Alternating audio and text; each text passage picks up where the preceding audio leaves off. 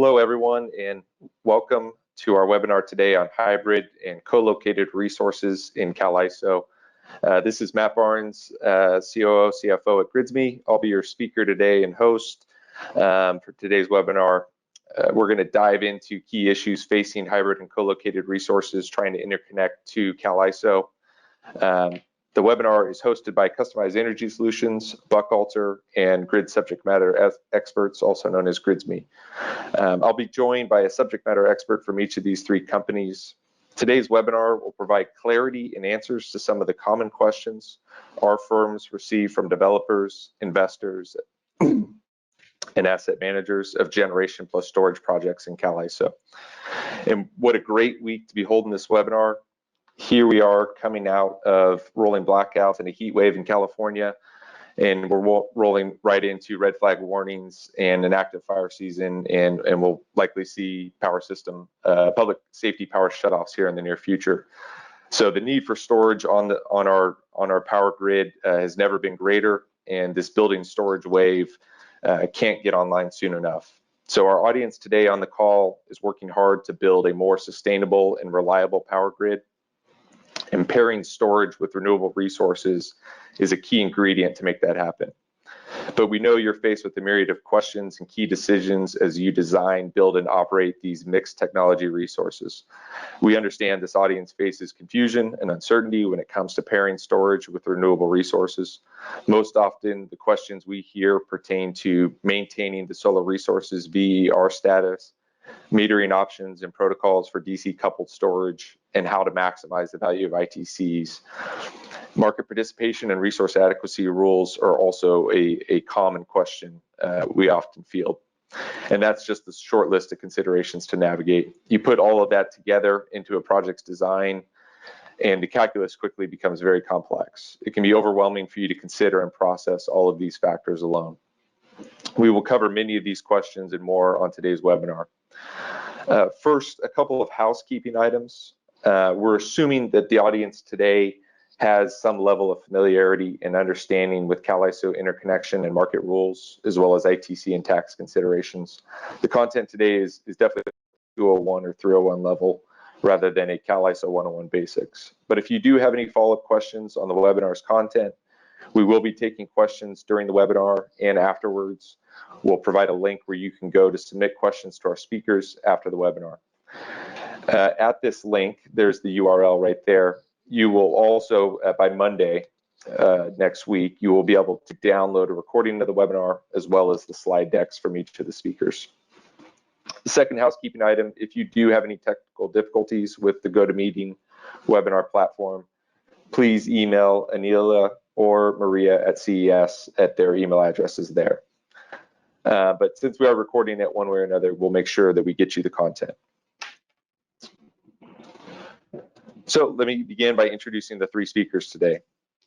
So Ron Olson will speak first. Ron is coming from GridSME. He'll be discussing key decisions to plan for when developing and operating a generation plus storage project in CAISO. He'll be talking about the different types, the different fuel types, the three-party generator interconnection agreement, and metering considerations for single resource ID and multiple resource ID projects. Following Ron will be Sarah Kozel from Buchalter. Sarah will discuss considerations for managing ITCs and how to maximize the tax benefits from these projects, given interconnection and market rules and protocols. And then Chris Devon from CES will dive into a number of market considerations.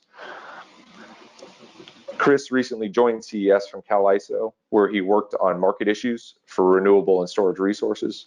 A big motivation for Chris joining CES earlier this year is to help generation and storage resources work through these CAISO market issues that we're going to discuss today. He'll be discussing market participation for hybrid and co-located resources, as well as resource adequacy and must-offer obligations. Following each speaker, we'll take a few questions from the audience for a quick Q&A before moving on to the next speaker. And then at the end, time permitting, we'll take more questions from the audience. So let me first introduce Ron Olson. And Ron is joining us from GridSME. At GridSME, a little bit of background about GridSME for those not familiar with our firm. We're here because we understand that people feel overwhelmed when facing the complexities of the power grid. Our subject matter experts deliver tailored solutions that help our clients move their projects forward, grow their business, and build a sustainable and reliable energy future. We're here to serve as your guide in your project's life cycle, from the very beginning when your projects are just an idea through to COD and ongoing operations. GridSME is here to help you solve problems faster in the areas of interconnection and engineering services, reliability and compliance, grid security, and grid technology. So at GridSME, Ron Olson leads our interconnection services team, where one of his primary responsibilities is to ensure our clients get their projects through the CAISO new resource implementation process on schedule. He also helps our clients find innovative ways to design, interconnect, and meter their projects within the rules of ISO tariffs, procedures, and business practice manuals. Ron joined GridSME in 2019. And before that, spent more than a decade at CAISO, where he designed and implemented and managed the ISO's new resource implementation process. And in doing so, he earned the name Mr. NRI. All right, Ron, if you're there, let me turn over the controls to you. Hello, so thank you for joining, and I will be presenting multiple slides. Hopefully we have about 20 minutes each. And this presentation is going to cover 3 areas: maximizing your option with your interconnection agreement, metering options for AC and DC coupling, and some of the real-time telemetry and hybrid data that needs to exchange with the ISO with a co-located resource. Just a bit of tribal knowledge inside the, with interconnection agreements. Typically there's 3-party and 2-party agreements. The 3-party agreements are the ISO, the utility that you're connecting with inside the ISO's VA, and the ISO itself. A 2-party agreement is typically the utility you're connecting with and the interconnection customer themselves, which is typically a WDATA Rule 21. And there's 2 other ways that interconnect or become a participant. The ISO's market is a pseudo resource, which is typically a resource that's outside the physical boundary of California, but then appears to be as inside the BA to operate in the market. Dynamic resources also are an option. They are, again, outside the physical borders of California, but can also import their energy into the ISO market as well. Our next slide here is really going to open up just the different fuel types that hybrids of co-location or co-location hybrid or renewable plus storage. There's a mixed fuel type, which is typically going to be assigned to any kind of hybrid renewable that has solar and storage behind a single interconnection agreement, or a standalone battery, which will typically take the NGR model, which is called the non-generating resource model in the ISO market. Then we have solar, standalone solar, and standalone wind. Want to define co-location. Co-located resources doesn't necessarily mean a hybrid, but what it does mean is that the generator interconnection agreement is memorialized with 2 different fuel types, typically solar at this point, potentially wind, with another fuel type, and in this case, storage fuel types. And what it is that you'll have a single net megawatt that you cannot exceed with both fuel types. However, with those fuel types, and you have storage, you have solar ramping up in the morning, you can have more storage on, and then as your solar peaks out, your storage needs to tail back, and then again on the other shoulder hours. So a hybrid resource in the ISO market is that you're taking your generator interconnection agreement, your GIA, and using all the fuel types in it under a single CAISO market resource ID, as we call it, resource ID, and modeled as such, meaning that you don't plan on becoming you don't plan on separating out your solar from your storage and combining those two together, which they call as a mixed fuel type inside of the ISO's market systems.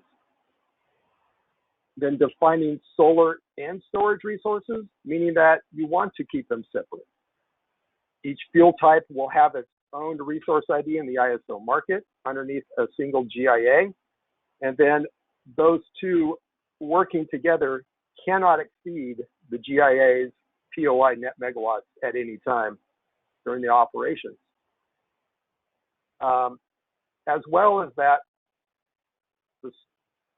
you may want to keep the solar separate so that you do benefit as being a EIR or an eligible intermittent resource under the California rules, or a VER, or variable energy resource under the FERC rules. We're going to be diving into more of the co-location hybrid resource and just going over that as it pertains to metering and metering of a hybrid resource. So co-located GIA could be solar or wind with a storage fuel type. And we're going to now go through hybrid, which is a single resource ID underneath the GIA, and the resource cannot exceed the POI. So we're going to go through that at this time. So three-party generator interconnection agreement facility configurations can be wind or solar. We've already addressed that. Battery storage, and we have combined battery and storage. We have a hybrid and unique resource ID for each fuel type. However, we're going to be going into the next slide of co-located AC coupled generator and storage. So in this slide here, we are talking mostly about AC coupled versus DC coupled. AC coupled meaning that all of the storage is under its own set of inverters or an inverter by itself, and the solar and or wind is completely electrically separated. At this point, you can, with ISO metering, you can put on multiple meters across these different feeders of strings of batteries or of your renewable, and then the ISO can collect all those meters and aggregate them together, giving you a metering option of being able to take. Let's just take, for example, you have 2 PPAs and 1 for the storage, so you have 3 PPAs, 1 for the storage, 2 for the solar, and you can take the metering itself and aggregate meters across all your different feeders. And if you had 4 meters, 2 of them were for PPA number 1, 2 of them were for PPA number 2, and then you had your other off-taker for your storage. Those can be all aggregated inside the ISO. Of course, that metering there would need to be on the same voltage buses, usually your 34.5 bus if you're grid connected. Advantages to this would be that the ISO would be pulling the meters directly and submitting that data directly into settlements, as well as you can request the ISO to report those intervals of energy into the Regis system for your credits. So this here is a simplified single line drawing, trying to depict what I was mentioning earlier, with the storage being on the left, the solar being on the right.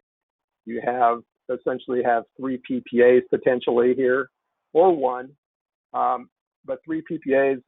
One PPA for the storage would get the meter number 2. Another ISO meter for M3 would go to another PPA potentially, and then meter number 4 would go to another. This all here is a legitimate metering setup and design for keeping your solar plus storage separate on the AC side, and also keeping your credits available for potentially ITS, where you could have solar generation from the right storing into the battery storage on the left. Our AC coupled is considered a CAISO metered entity.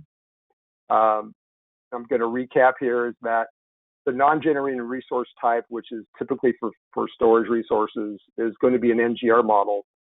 And using the NGR model, the ISO will report the metering load channel to settlements at this particular time. So there is some debate of how that's possible in order not to be double billed. Also, the load side metering can be aggregated into a single, resource ID or to multiple resource IDs. The other avenue here is to electrically design your inverter system to manage any future PPA obligations that you are trying to meet or that you are trying to design into a market system, where what we have been seeing on the engineering side is many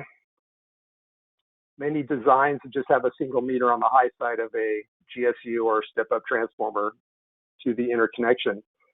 And then once they are ready to construct, they're in parallel, they're trying to manage their PPAs, and what they're finding is that their electrical design didn't take into account separating the PPAs or separating how you're going to market this unit on the ISO market systems. And so in order to manage that type of aspect is that the inverters are the separation for each PPA. So in other words, is that an inverter can't be split in half with ISO metering, one to one resource ID and one to the other. And usually each PPA is a representation of one resource ID. With co-located DC coupled, it's still very possible to keep the resources fuel type separate. This is a design where if you're trying to add storage to a solar resource after your GIA has been completed and you want to go through an MMA, but you don't want to necessarily do a lot of engineering redesign in the MMA process, and you want to essentially change out the inverter to do, to go in both directions, to charge and to discharge through the inverter. The DC coupling affords that avenue to allow you greater flexibility with the current electric design of the solar feeders. And in this case, too, the DC coupling, what we're going to go through is DC coupling, how we're going to keep it separate, the two fuel types separate from the solar versus the storage. And how we do that is typically after the step-up pad mount transformer that goes from 600 volt typically to 34.5 kV, we have an AC meter. We have DC metering down below the inverter on each fuel type, which gives us a percentage of output. And then at this point, we can use a different metering plan, which I'm going to go over here in a couple more slides. As well, with a DC coupled resource with storage, that could be your ultimate hybrid as well, where your storage is being the state of charge of the storage is being done by the DC coupled on itself from the solar, and then after your shoulder hours hit or evenings, you can discharge that fuel type into the ISO market. And then after, the other advantages of DC coupled by keeping them separated is that later on in 5 years, you could aggregate those two resource IDs to a single resource ID, and then use it as a market unit, a single market resource ID. This would be just a high level DC coupled storage plus solar. where we have revenue metering and on your solar only, and you also have revenue metering on your solar plus storage. Where here you could potentially have two PPAs where you're either a hybrid on the right and a solar on the left, or you could have multiple resource IDs using a particular plan, which is called the settlement quality metering plan that we will be discussing here pretty quickly. And that takes us into this right here. So with DC coupling and CAISO settlements for settlement quality meter data, there is a plan that you can put into place where you can logically separate these two fuel types into each of its resource IDs itself, where you can still market the DC storage and the DC solar as if it was two separate fuel types, even though they're electrically connected. The settlement quality meter data is also submitted directly into the settlement system, which is called the market result interface system, and it bypasses the ISO's meter quality data system itself. As well as using this plan, your AC metering must also adhere to the ISO's accuracy standards. The advantages are allowing you to split inverters across many different resource IDs, where on AC metering you can't do that. There's no yearly ISO calibration. You can also use logic to determine your round trip losses and so on. And as this results is that, the CAISO tariff supports SQMD, which then translates that the FERC has approved that way of submitting 5-minute intervals into the settlement system. Just to wrap up, the single resource ID for a mixed fuel type, whether AC or DC, you have one resource ID, which means only metering on the high side of the transformer. However, if you wanted to take that hybrid resource, either AC or DC coupled, and you wanted to serve multiple PPAs, then all of the metering needs to move to the low side. And then again, if it's AC coupled or AC hybrid, the PPAs and the metering need to be on the inverter boundaries, where you cannot share inverters between PPAs.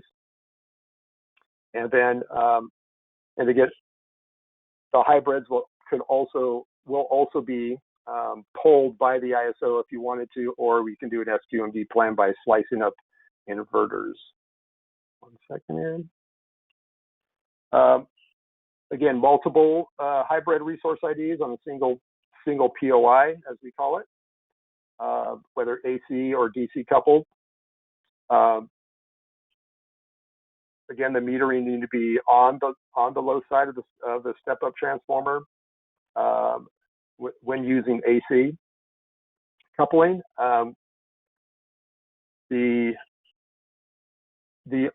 the different AC meters could also be aggregated across multiple resource IDs, or if you're DC coupled, we'd be using a CAISO SQMD plan, and we would use high side and low side metering plus DC metering and logically separate all of the generation for your PPAs or your resources.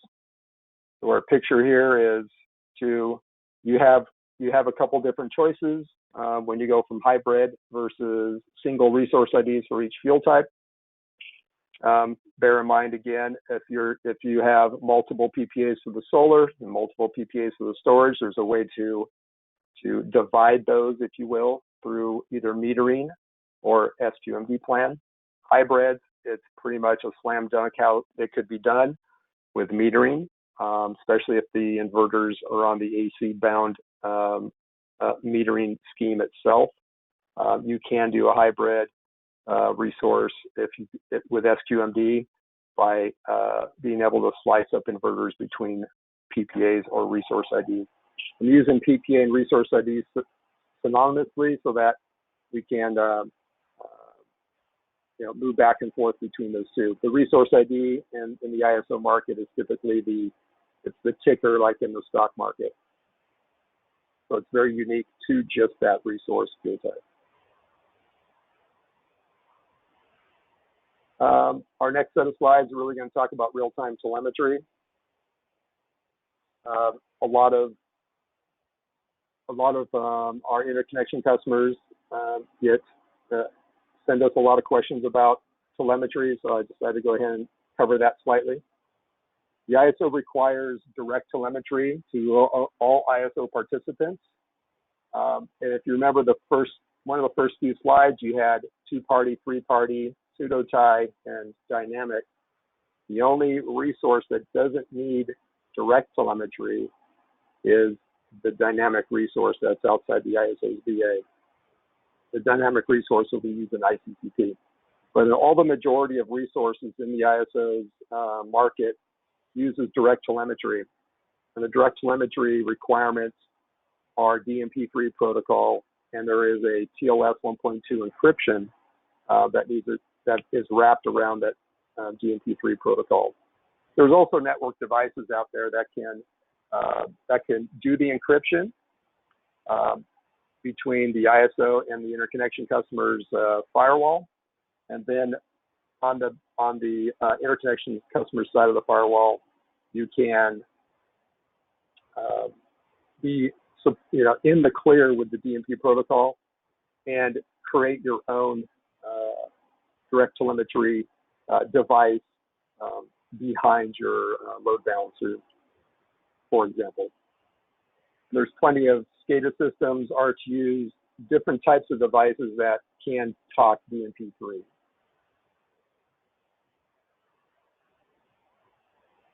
As well, this is also a lot of different questions we get from interconnection customers is about the state of charge and reg up and reg down.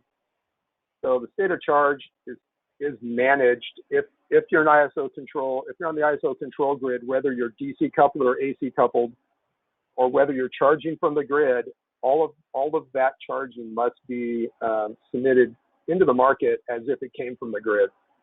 So the ISO will be managing the state of charge in those storage devices based upon the scheduling coordinator's bid structure and so on, as well as the way the ISO charges or discharges your storage device is through the real-time direct telemetry via what's called automatic generation control set points, or AGC set points, which is your AES market reg up, reg down.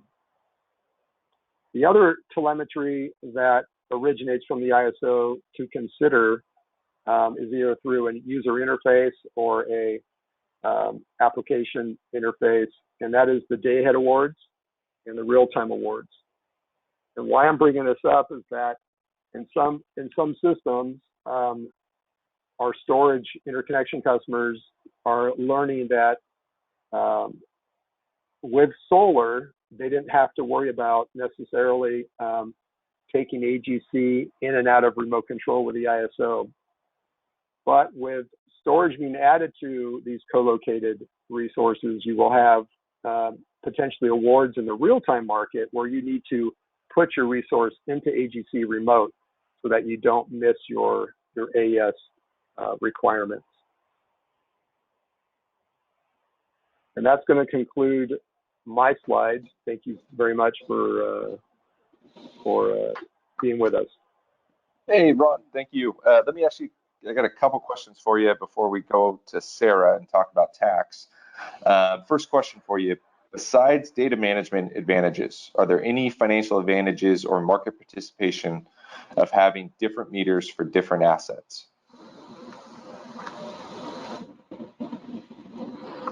Well, if your asset needs to be on the boundary of of the inverters, the meter is a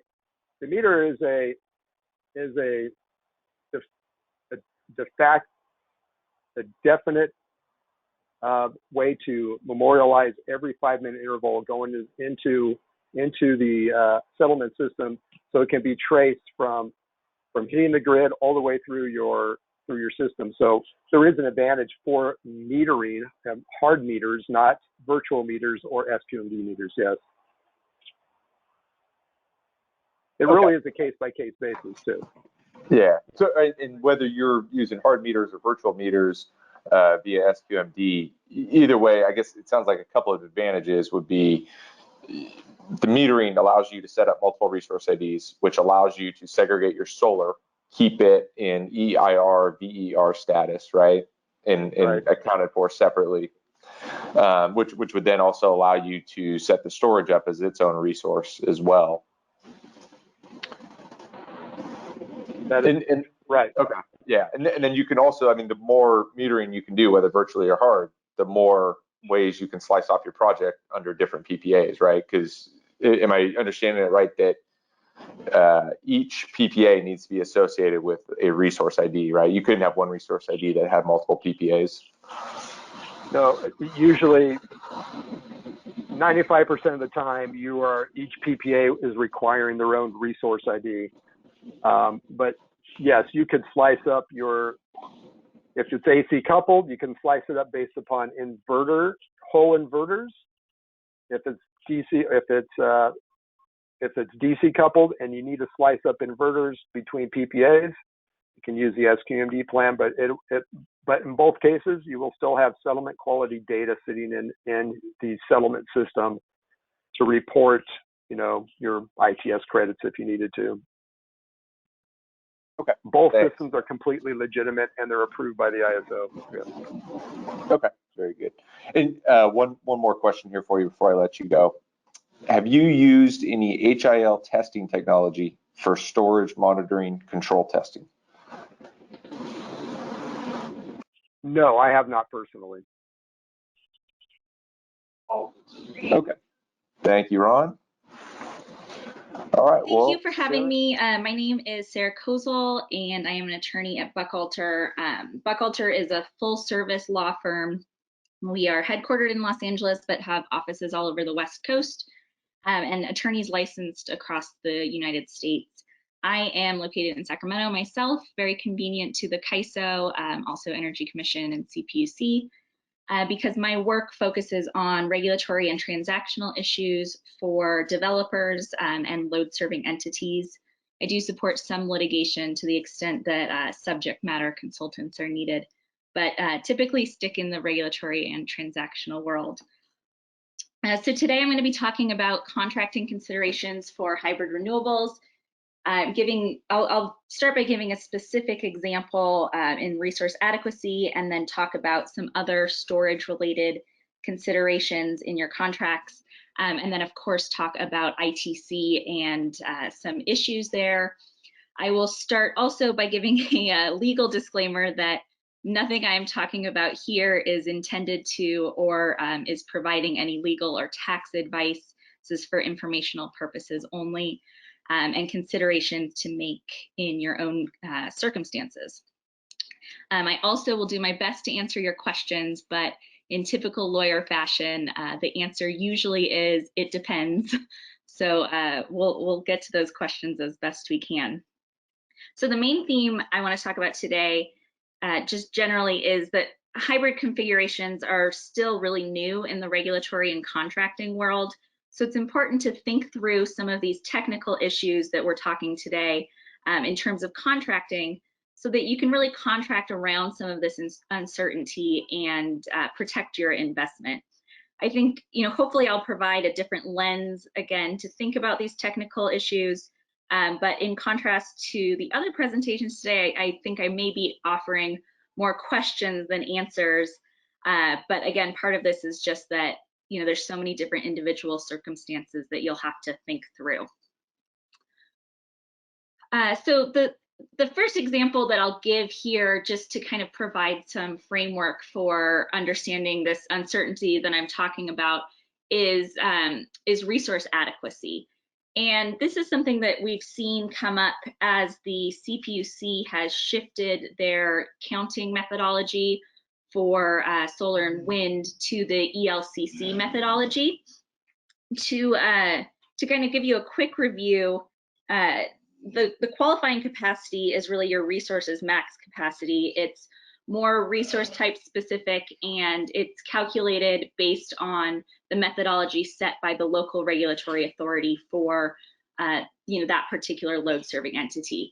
This number is then revised in some ways by the CAISO. I won't get into the technical aspects of that. I'm not a technical expert here, but ultimately your NQC is what you really qualify for, typically what you qualify for payment under a PPA. And so what we saw in some power purchase agreements prior to this change to ELCC was that the power purchase agreements were really restricted by a specific capacity amount. And when the methodology changed, the resources weren't able to meet that capacity anymore based off this new ELCC methodology. And so they were left with large penalties and in some cases the requirement for replacement capacity, and it became really problematic. And so we're seeing now developers really thinking through, how do we contract in a more general way, that provides certainty to the load serving entity that capacity will be available, but also protects you in the case of changing regulatory frameworks. This could be a simple provision that just states that, or it could be the way that you calculate your payments for RA is less specific. And again, this will kind of vary based on how you want to contract. And so I put some questions here, things to consider about flexibility. And this really plays into these hybrid configurations because the regulatory framework for them is still so new, still evolving. We have an open proceeding at the CPUC right now where some of these qualifying capacity decisions are being made, some are being deferred. And so it really is kind of an uncertain time for resource adequacy for the hybrid resources. On this slide, I've noted what the current methodology is. Prior to this, we had an interim methodology, which was sort of a greater of approach for hybrid facilities. So you'd have either the ELCC of the renewable or the maximum amount of energy available to charge the storage, whichever was higher was what your QC was. That has been eliminated based on this new decision that came out at the end of June. There was a push by various parties to create more of an additive approach, and I know parties are still pushing for this, that'll take advantage of some of the time shifting aspects or capabilities rather of adding storage. And so, I think this is still an open conversation, and so really again, for the developers on the line, paying attention to these regulatory changes is going to be important to maximizing the value of not only your RA, certainly this qualifying capacity is related specifically to RA, but also looking at what I think Chris will be talking about later, some of the bidding options, really just making sure that your contracts are flexible in that way. The new approach for QC I listed here for hybrid facilities. And, this is something that I think we're still kind of waiting to see how it'll play out. I don't think we have strong guidance from CAISO or really from the CPUC on how this will work. But essentially, it's sort of an additive approach looking at both the storage and the renewable facility, but it's also discounting both based sort of on their relationship to each other. So it's the renewable side would be adjusted based on the energy needed to charge the storage. And again, we don't know exactly how this will play out, but essentially if the expected energy is enough to fully charge the storage device, the QC would be the Pmax of that storage device. If not, it would be reduced. And if there's extra production expected, then the ELCC would apply to that renewable side of things. So again, sort of a combination of this additive approach. And again, unclear how this will be applied. In the track 3 of the resource adequacy proceeding at the CPUC, they are looking at addressing behind the meter, but others have been pushing, and here I'll change the slide here. Others have been pushing to look more specifically at how these ITC limited resources, those that are charging from the renewable 75 to 99.99% would be treated. The decision on this qualifying capacity notes that there's an assumption that the battery will be charged entirely from the renewable generator. There doesn't appear to be a requirement in the decision that that's the case. And so again, unclear how this will apply, and we'll talk about the ITC later and what your options are there. But again, really, we're at this interesting point where they're still kind of making these decisions about some really, I think, important economic aspects of these new types of configurations. And so really, I know all 3 companies on the line here offer a certain amount of monitoring or tracking of these different types of proceedings, and certainly I would encourage everyone to pay attention themselves to the extent that they can, or participate in other industry groups that provide these updates. But the point I want to get across here really is to be paying attention and not getting stuck in some of those positions that we saw solar and wind facilities get in the past with their power purchase agreements. Here I've created kind of a non-exhaustive list of some related contract provisions.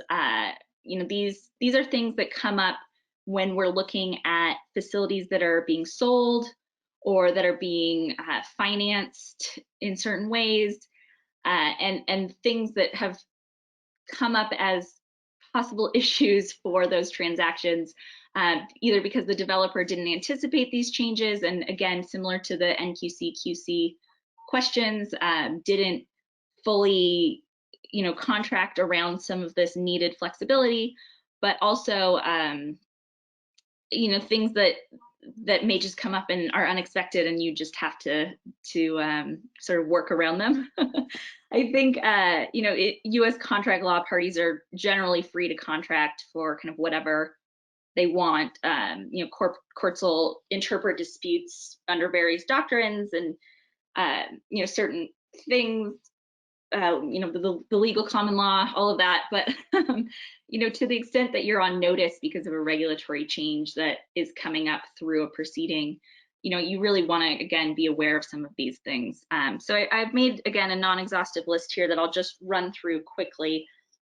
Availability and replacement capacity. This is something that comes up frequently. We've seen issues where the notice timelines in power purchase agreements or other types of off-taker contracts don't line up with the CAISO's timelines. So we've seen issues there.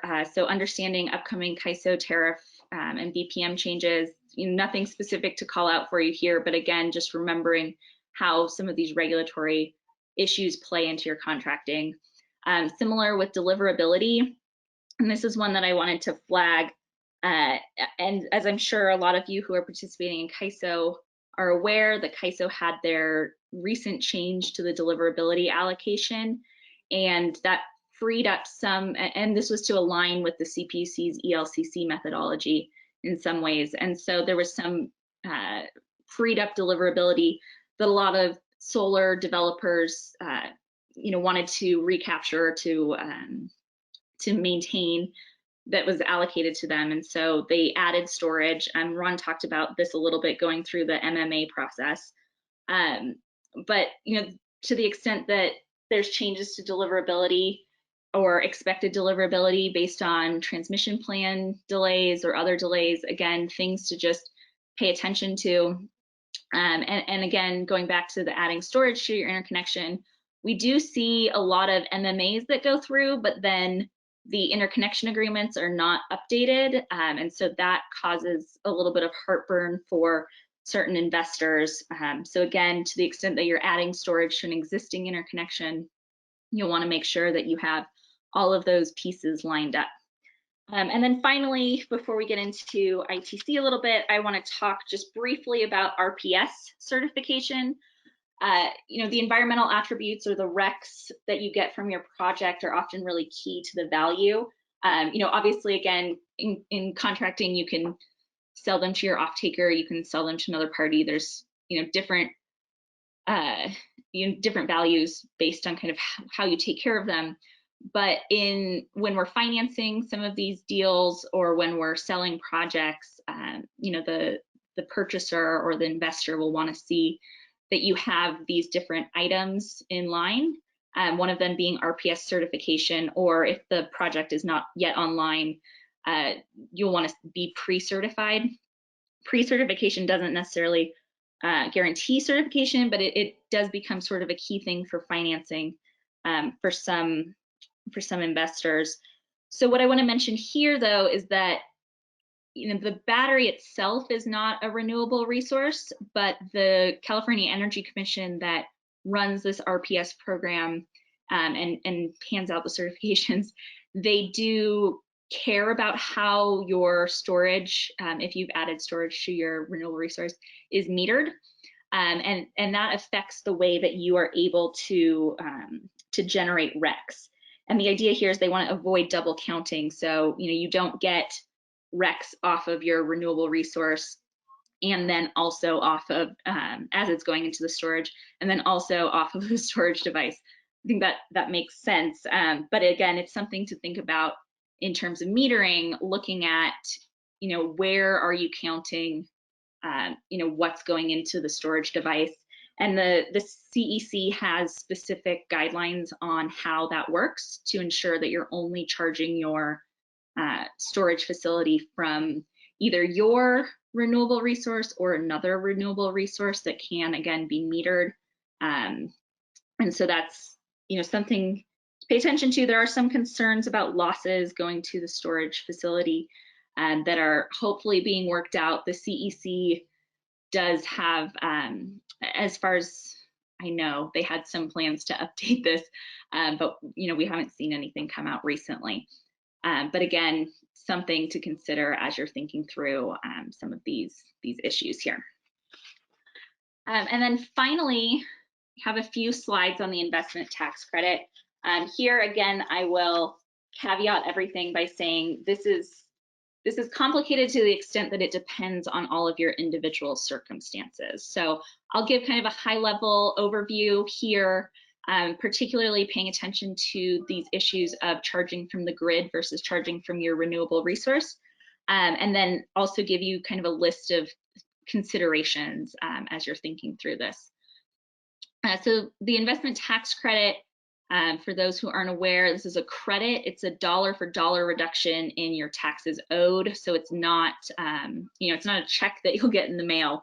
And generally PPAs, your power purchase income is considered taxable income for this purpose. And so that's where you can get some of the benefit of the investment tax credit. But typically what we see in some of these larger projects is the investor or an investor will work with a developer and get some of those benefits themselves, depending, and this again depends on your circumstances, but also depends on sort of what your tax liability as an individual developer is.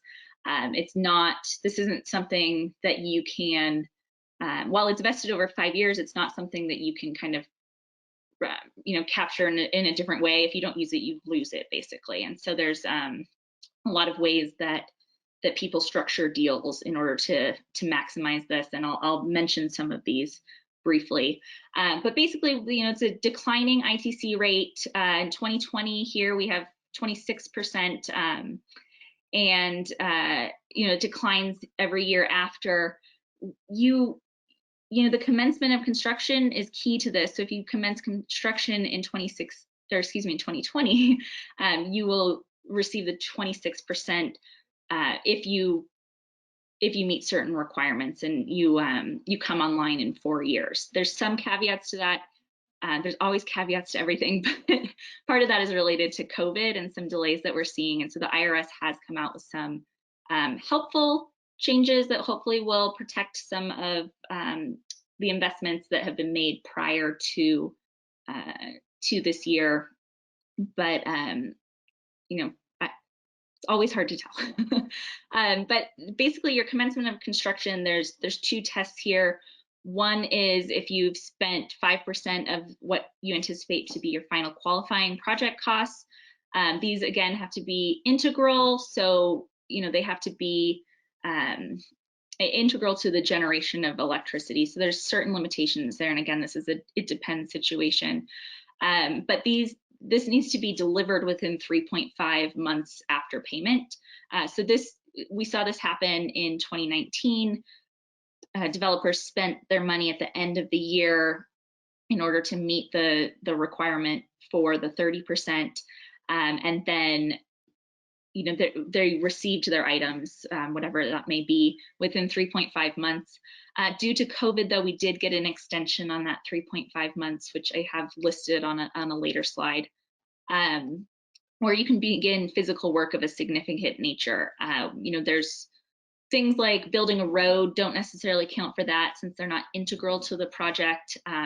But again, another it depends situation, which, feel free to reach out to me with specific questions related to your circumstances. I have my email address at the end, but again, these are things that you can do to preserve your 26% or your 30 or 26%. The way that the ITC is calculated, and this plays into the hybrids ultimately, is by multiplying what your tax credit percentage is based on the year by the tax basis, which is your eligible property. And so the IRS has specific guidance on what eligible property is. There are some additional court cases that look at things like developers' fees and whether those are, property in, in a more loose sense. Again, an it depends situation. And again, I think probably all developers are using the ITC in some way, but these are complicated questions, and if you make a mistake and get audited, there's a lot of money at stake here. So I would recommend really going through this more specifically with your tax attorney or a tax attorney who specializes in this stuff, because there is a lot going on. So when we're talking about energy storage being added to your facilities, whether they're existing or new, we do have some guidance from the IRS on that. And I'll caveat this again, saying that private letter rulings, which we sometimes rely on for understanding how things will work, they can't be relied on by taxpayers, other taxpayers, except for the one who wrote into the IRS with that question. And so, often what we'll see is a private letter ruling come out with something, pretty specific. And this is what we saw with battery storage. We had a 2012 private letter ruling about adding energy storage to an existing wind farm.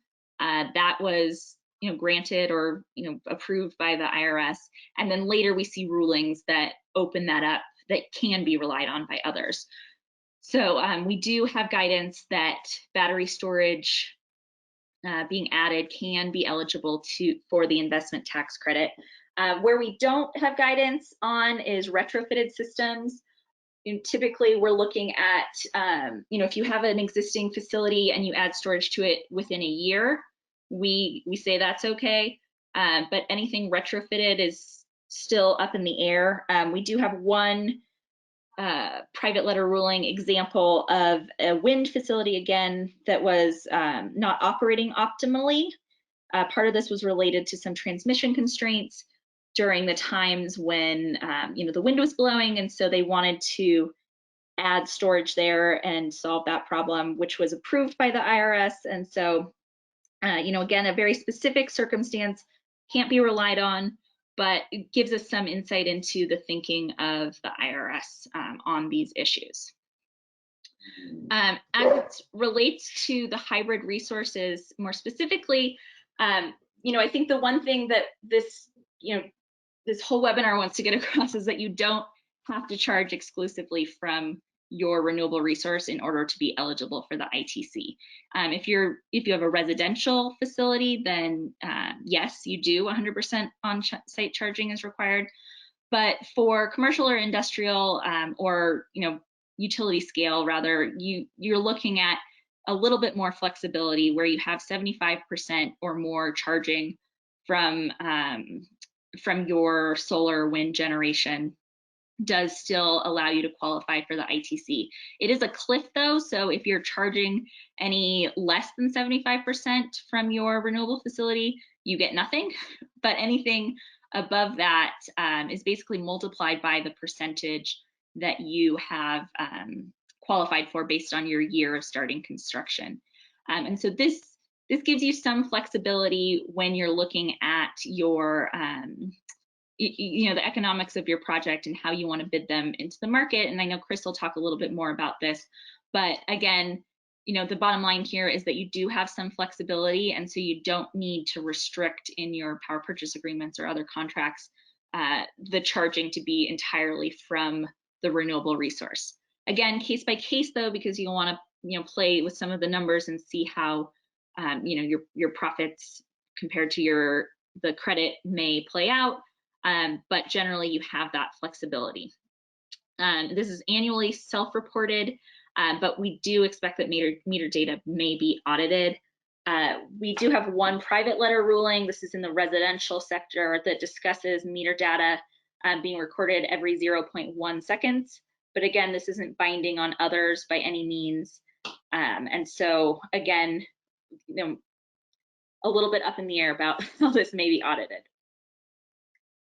Go to the final slide here. Oh, and I don't think I mentioned this. So this is actually, it's vested over 5 years, which means you'll get 20% every year. And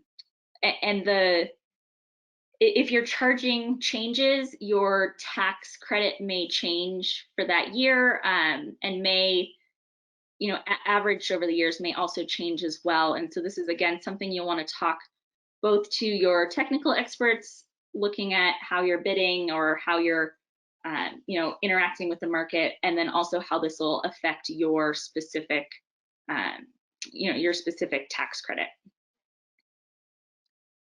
And then lastly, these are some, again, it depends issues here, but things that you want to talk with either a tax attorney or things to think about when you're looking at the ITC. These are related not just to hybrid resources, but are things, again, to consider.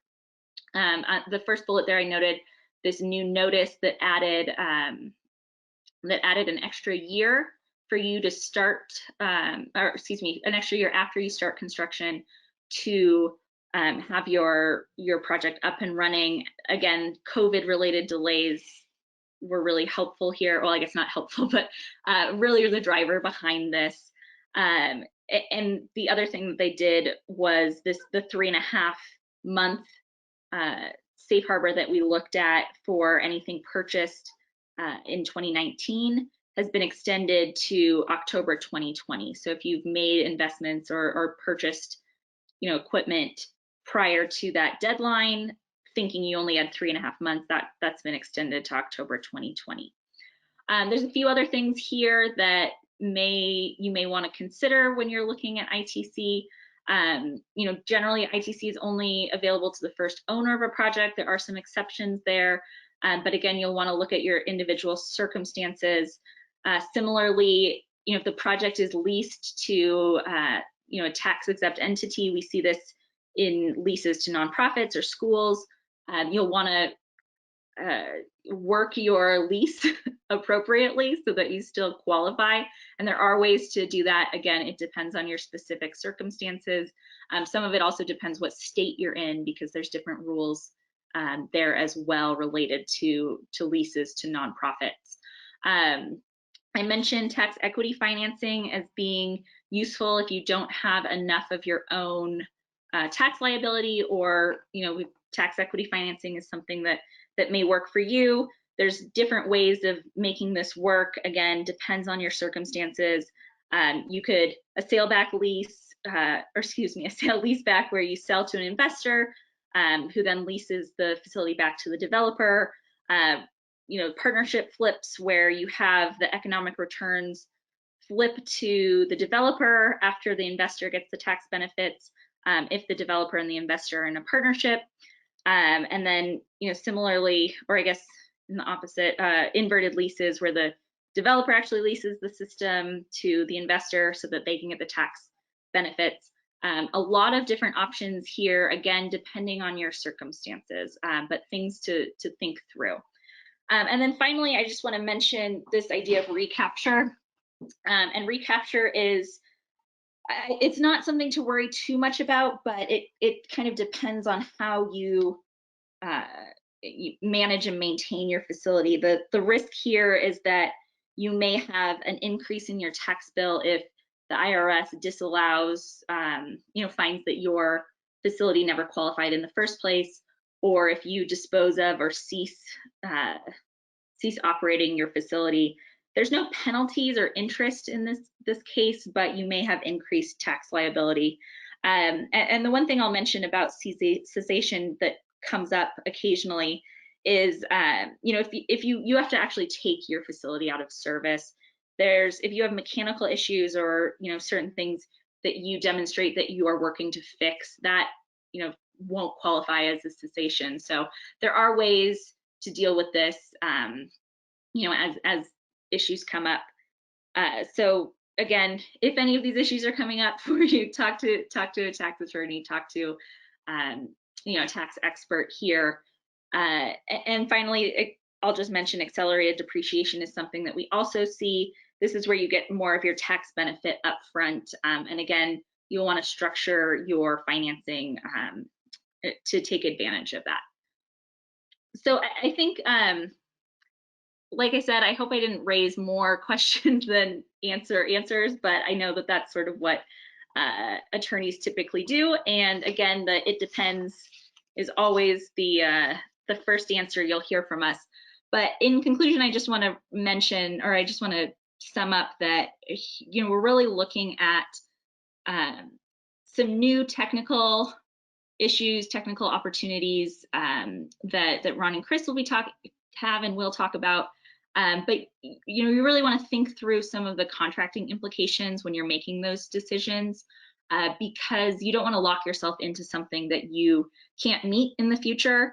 You want to be able to utilize these technical opportunities with your PPAs, and certainly no one wants to take advantage of anyone else, but you want to you want your PPAs to work for you as a developer, you as a load serving entity off taker. And so I think, really looking at the specifics of each of these provisions in the context of some of these regulatory changes or anticipated regulatory changes will make the best use of the facilities for the grid, and then also for each of the parties who are contracting.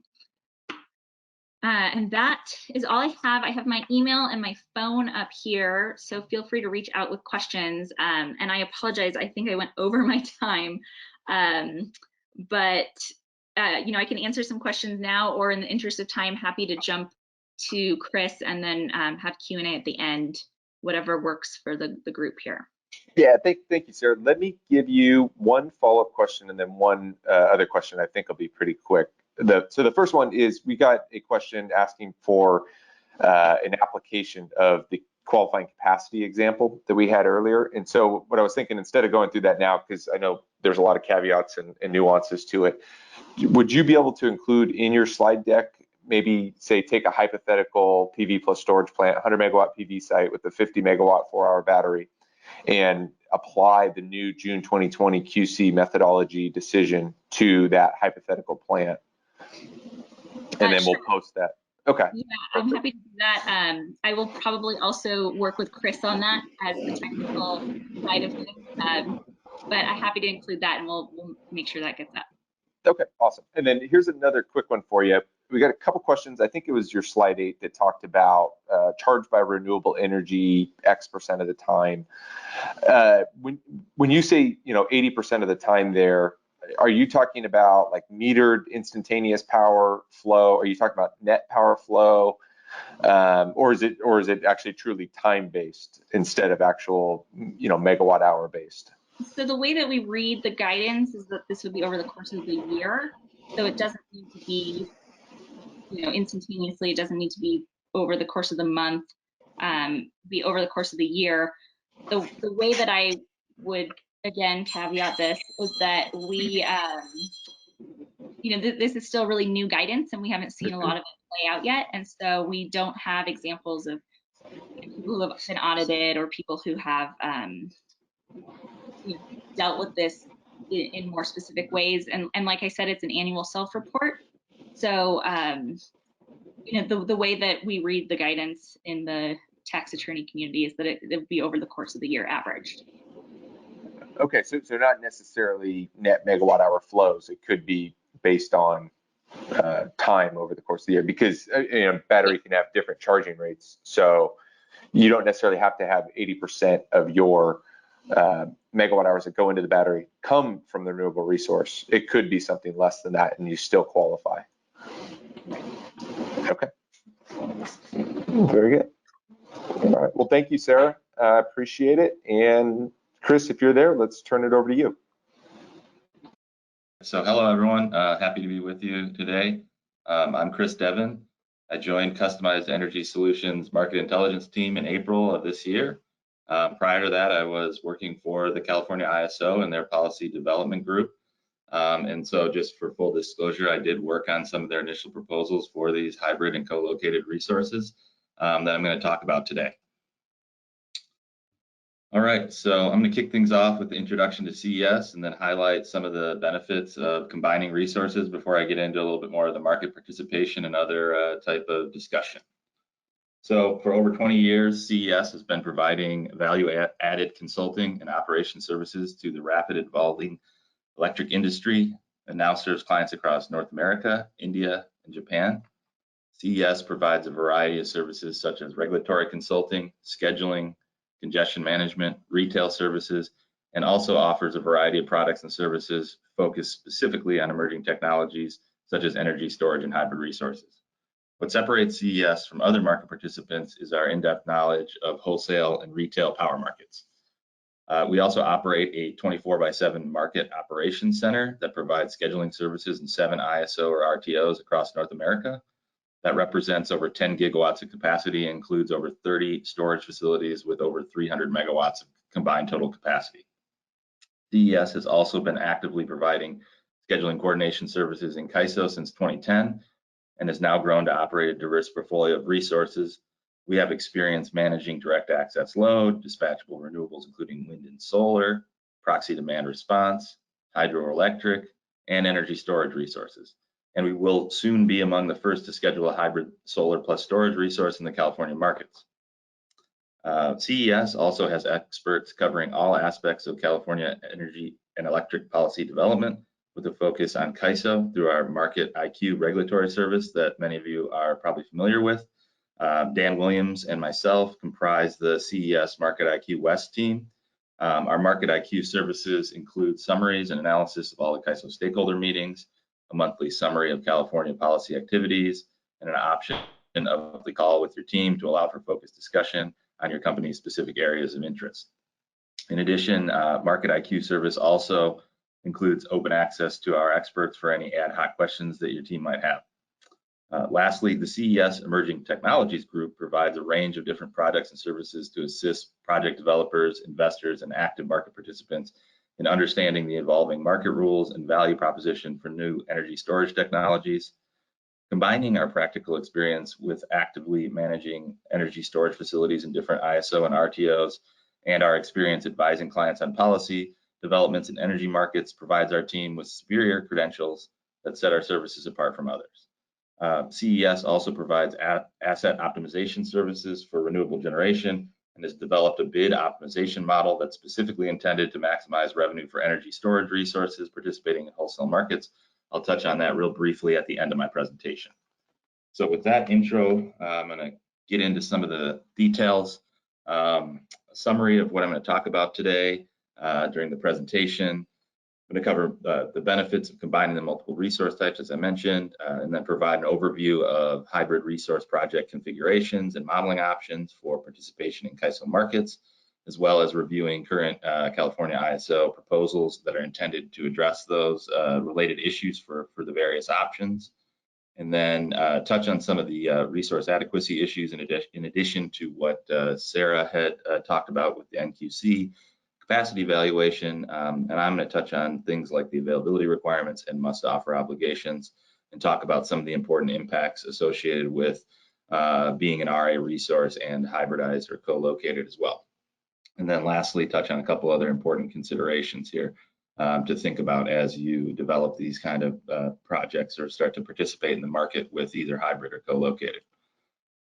So again, benefits of combining some of these resources under a specific individual point of interconnection in either of these different type of models that I'll go through in more detail include things like increasing their performance and flexibility compared to a standalone resource, smoothing out the production profiles and minimizing forecast error associated with the renewable resources.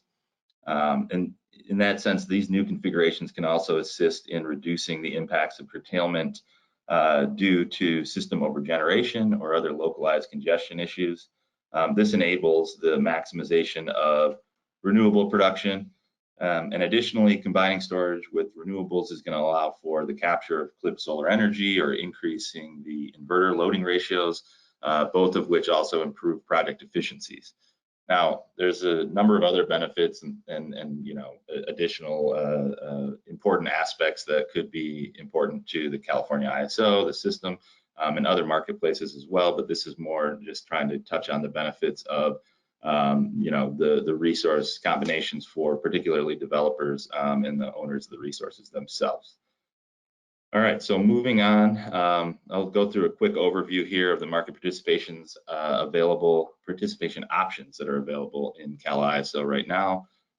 Currently, there are two, the hybrid and co-located configurations. So, you know, Ron did a good job of explaining kind of the differences, but I'm just going to touch on it briefly here again in our slides. Hybrid resources are comprised of a single resource ID with different underlying components, technology types. Generally, it's coupling storage with another technology such as solar or wind, but there's also solar plus thermal or other combinations that are being developed.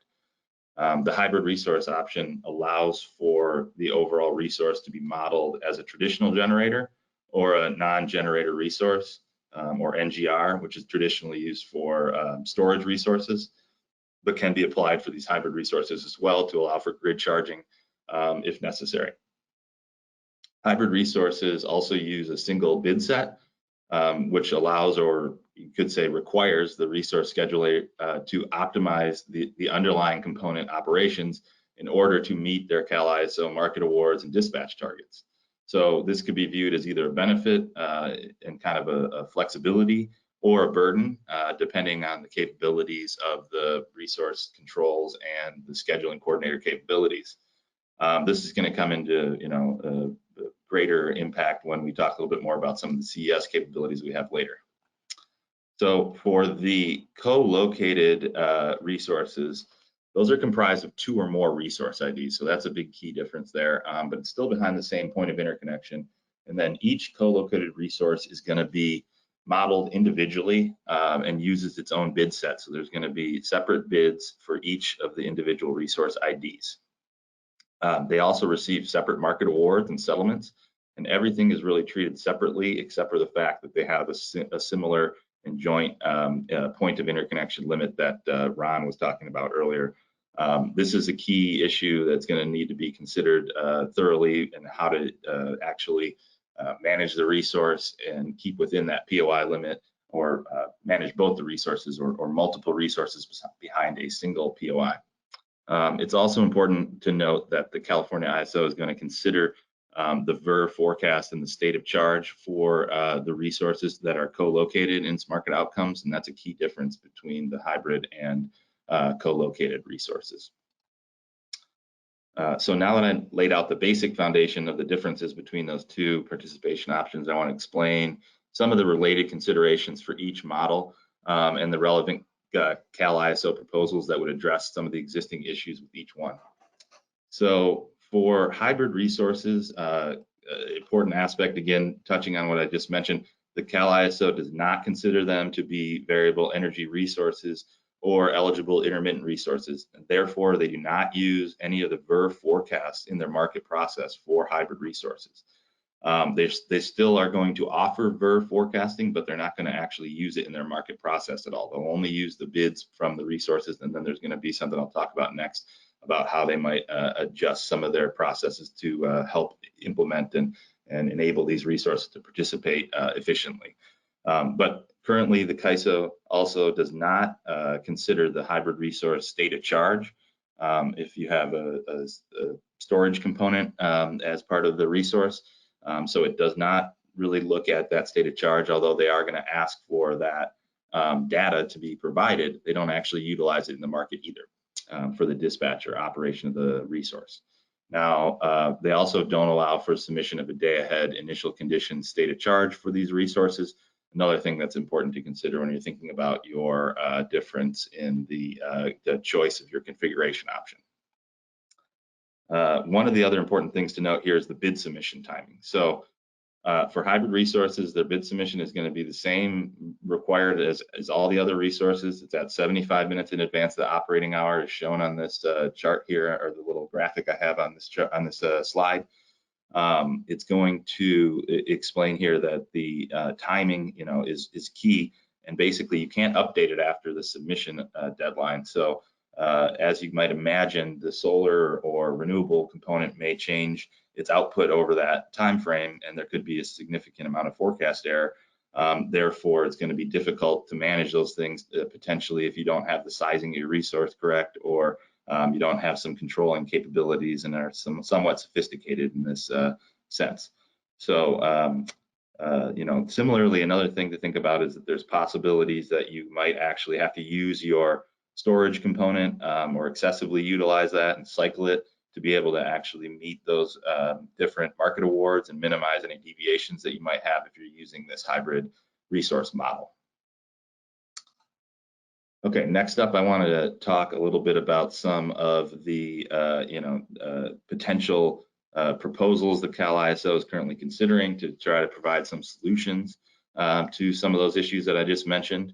So one aspect that's being proposed is called the dynamic limit tool, and this is going to be for hybrid resources, and it's real-time participation only. So it's only in the real-time market. And that the tool would allow for the SCs to update their availability in the real-time market on a 5-minute basis in order to ensure feasible awards and dispatch of the resource if the different components are unable to provide some amount of that availability.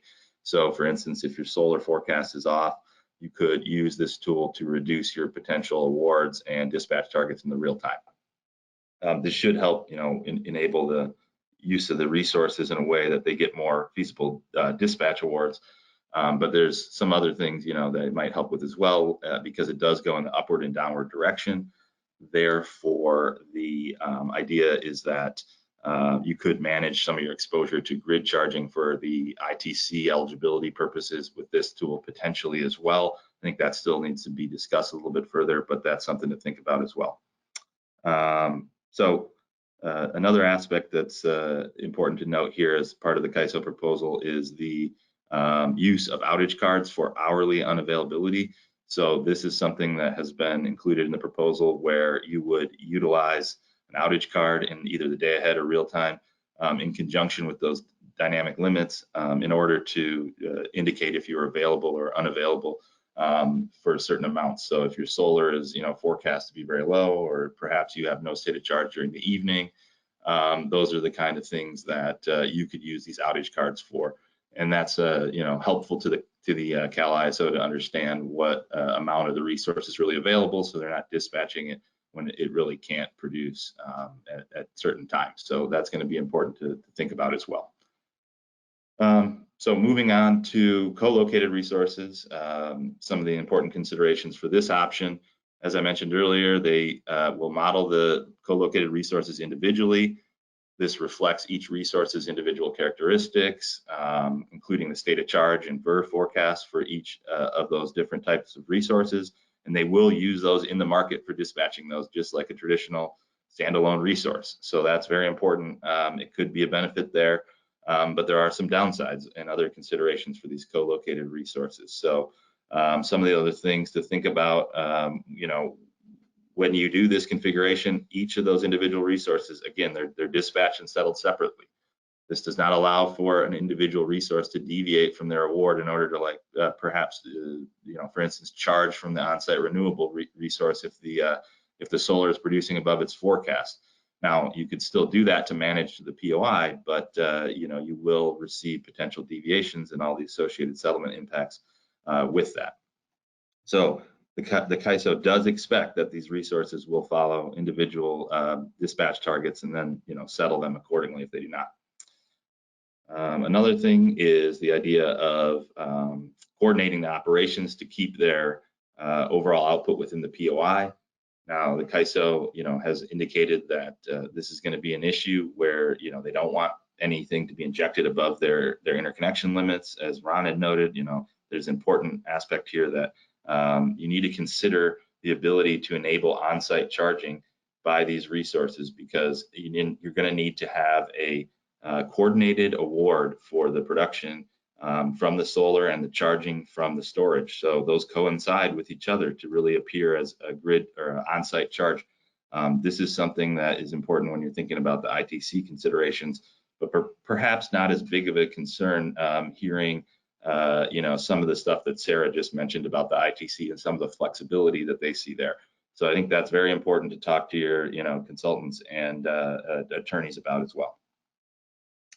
Another ongoing concern that's been discussed for these co-located resources is the idea of their Pmax limitation, or an artificial Pmax limit, essentially, where the maximum generating capability, or Pmax, of each resource is limited such that the sum of both of those resource IDs Pmax must be less than or equal to the total interconnection limit for that project. Now, this could cause some issues for oversized projects when you have stranded or potentially stranded capacity or energy from those various underlying resources, even though an individual resource might actually be able to produce above that Pmax level. So that's something that CAISO has been talking about in its proposals as well. So moving on to talk a little bit more about some of those various issues and how CAISO is intending to deal with those. One of the main things that they've been proposing is the idea of an interconnection constraint for co-located resources. This will allow for the market to optimize both resource awards or multiple resource awards behind a single POI and dispatch all those resources to stay within their point of interconnection injection rights. They've also been referring to this as the aggregate capability constraint, or ATC. Oh, excuse me. So a little bit more on this slide. I think it's important to note that the proposal will help in managing to that POI limit, but you also have to know that just because the market awards the resources a certain level and dispatches them at a certain level to stay within that limit, the VER resources, like a solar resource, could actually operate over its forecast or dispatch target, and then that could remain an issue that you need to keep in mind, because you're going to have to manage that POI output and potentially deviate and either back down the solar, or you're going to possibly need to use the on-site storage to absorb some of that. Now, that's also very important because there's really no settlement linkage between those two different devices, so that, or resource IDs, so that will still result in some deviation charges. But the CAISO has been proposing a new tariff allowance idea to say that you could deviate to absorb that solar production in some circumstances. However, they're not proposing to make any settlement adjustments during this phase of the initiative. They might consider that in future phases, but that's something that's important to think about as well, because you could face some significant impacts there as far as the settlements go. Okay, with that, I'm going to move on to resource adequacy issues, another area of focus I think is important. Let's see here. So, Sarah had mentioned some of the other things about the net qualifying capacity that are very important. That's something, you know, that's been a hot topic at the PUC, but I'm going to focus on a couple other issues, particularly the must offer obligations and then use of outage cards, which all have a big impact on these resources. So for hybrid resources, the must offer obligation for system and local RA is going to be a 24/7 requirement. Like a traditional resource, it's going to be for all of the megawatts that have been shown as RA, and applies in both the day ahead and real time. But it's also important to note that the hybrid resources are going to need to utilize outage cards, again, like if the renewable output is limited or the storage state of charge is not sufficient during certain periods, you really do need to provide outage cards to the CAISO to indicate that. You know, previously I had thought you might be able to manage that with just bidding, but I think it's going to require a combination of those two aspects, outage cards and bid submissions. Now, this is going to allow for that management of the must offer obligation for hybrid resources if you're unavailable, but it could be challenging to be putting in all those different outage cards. And another thing to think about is that it could impact your RA assessment under the CAISO RA Availability Incentive Mechanism, also called RAIM. And in the future, it also might impact your capacity value for hybrid resources under the proposed UCAP or unforced capacity evaluation that's being discussed in the CAISO's RA Enhancement Stakeholder Initiative. So that's important to keep in mind as well. Another thing on Flex RA for hybrid resources, you know, it's still not totally clear exactly how that would be applied. I think it would apply according to the various existing tariff provisions for the different resource types, depending on how you model it as a traditional resource or a NGR. Then you could get the effective flexible capacity available that's associated with that. But it's just not totally clear yet, and CAISO is still considering how to apply must offer for the Flex RA in a new manner for these kind of resources. And also note, you know, again, CAISO is also trying to make broader Flex RA modifications in the future under that RA Enhancements Initiative as well. So that's ongoing and something to continue to watch there. For co-located resources, on the other hand, the must offer obligation is a little bit more straightforward for system and local. You know, it's applied by each particular resource technology type. So, you know, highlighted on this slide, the storage resources have, again, a 24/7 offer obligation regardless of their ITC restrictions or considerations. And therefore, we're going to really also need to use those outage cards or bidding strategies to manage that kind of exposure. Additionally, the renewables or variable energy resources are going to have a no day ahead offer obligation, but they do have a real-time requirement, and that's set equal to their forecast.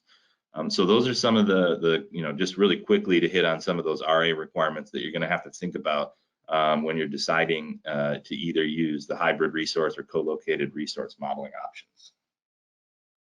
So moving on, I just want to touch on a couple more important considerations as I'm getting closer to the end of my presentation.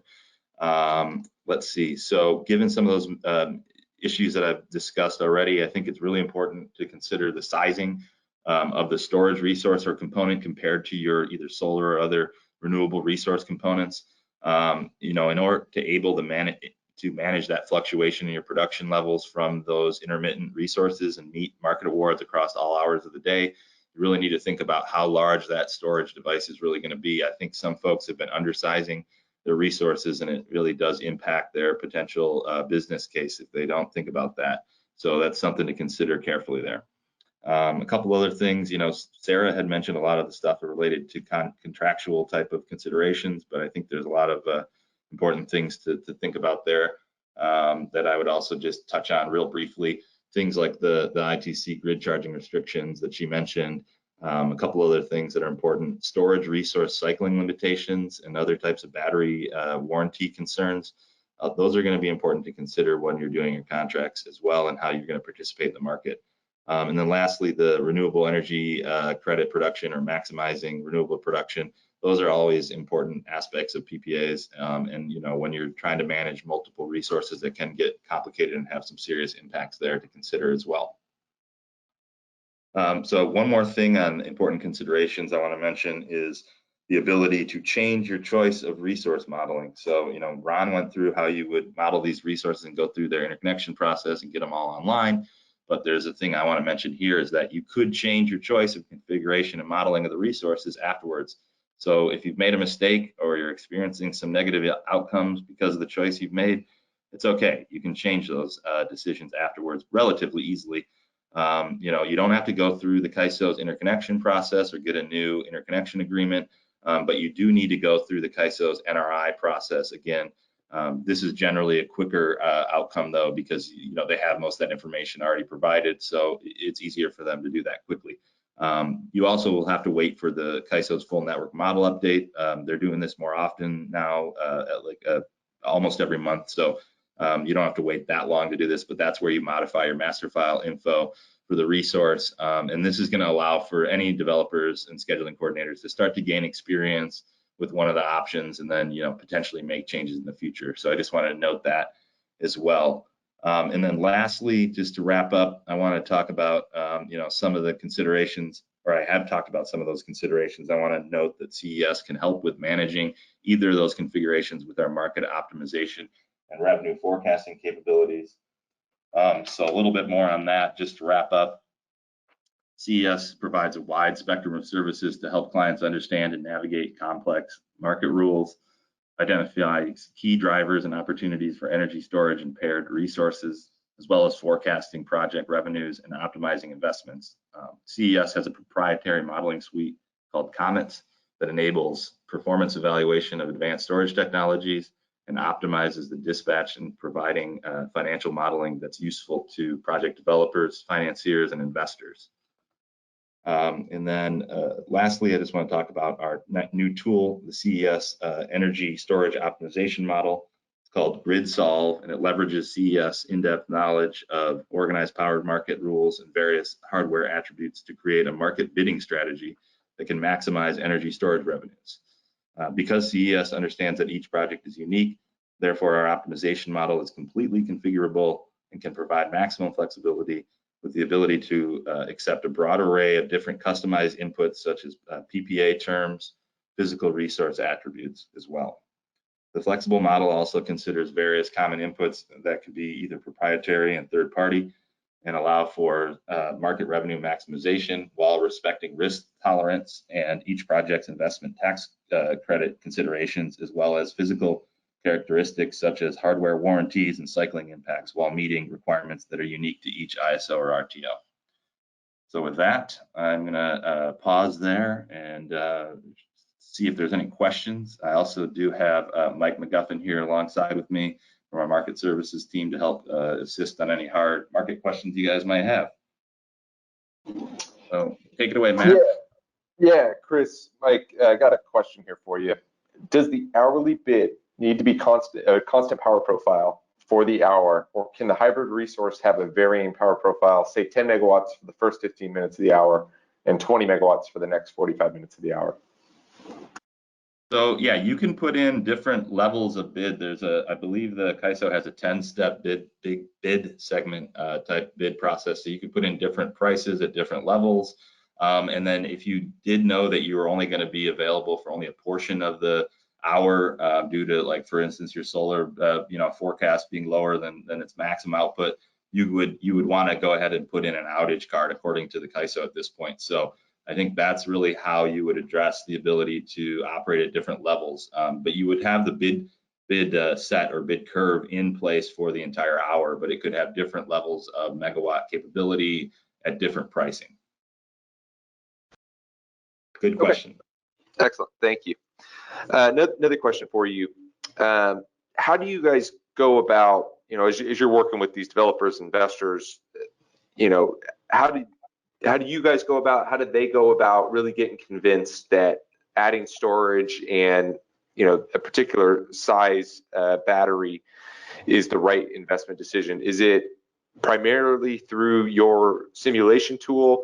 Are there other factors that you're also considering that really drive home that economic decision? Yeah, that's another good question. So, when you're talking about those paired storage devices, you're going to have to, think about modeling the revenue under the various market participation strategies, including your your ITC impacts and your RA value. And then, you're going to also think about the potential impacts to your interconnection costs, your reduction in transmission costs, and then also enhancing your overall production profile from the renewable. So there's a lot of different things to think about there that are important. I'm going to see if Mike has anything else to add to that. Go ahead, Mike.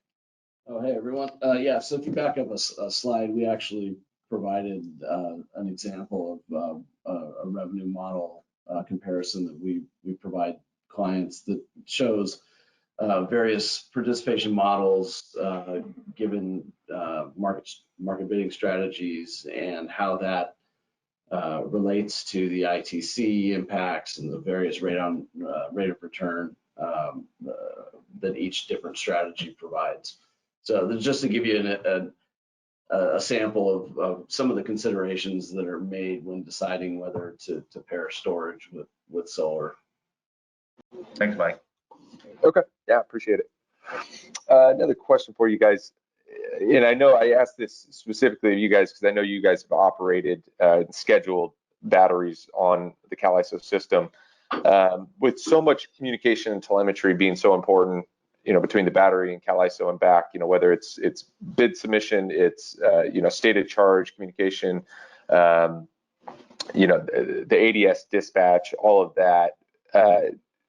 Do you guys see or foresee any cybersecurity issues with the data and the sensitivity of that data going back and forth? I don't think it's a huge concern. I mean, obviously it's important to consider, but I think that all the general protocols that the CAISO has in place for doing, transfer of those kind of data are generally, encrypted and secure type of transfer protocols. But that's definitely not an area of expertise in mine. So I'm just speaking to it kind of, from a high level. Mike, did you want to add anything on that though? Yeah, I think in terms of CES's data acquisition services, we provide a secure encrypted communication transfer capability between the remote intelligent gateway and the CAISO. So I think as Chris said, the CAISO's got cybersecurity on in front of their minds, and so their requirements involve the connection of the participants' remote intelligent gateway to their systems, and so by meeting those requirements, you're necessarily protecting from cybersecurity threats. Okay, got it. Thank you. All right, guys, I got two more questions for you, and then we'll call it a wraps. The first of the last two here: is there a potential to receive an infeasible CAISO dispatch for a hybrid resource when the state of charge of the storage component has reached the min or max state of charge level?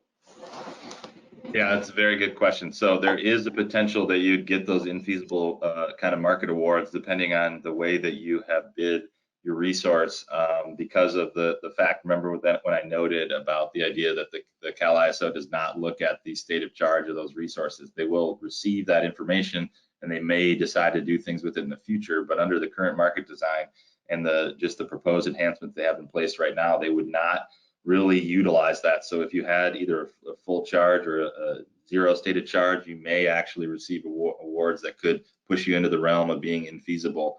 And to solve that, you really do need to think about that idea of using that dynamic limit tool and the combination of the outage cards that CAISO has been talking about there, to manage that kind of outcome for the hybrid resources. Okay, thanks, guys. All right, one more question for you here.